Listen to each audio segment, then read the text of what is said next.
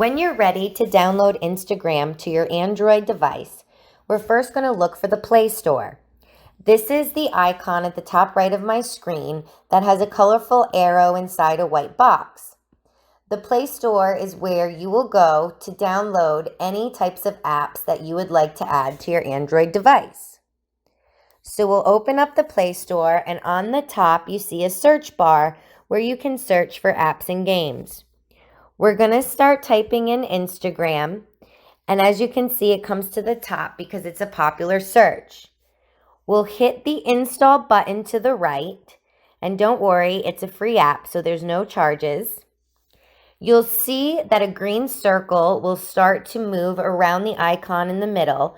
This shows the progress of the download, and when it's complete with the installation, it will give us the option to open up the app from right here.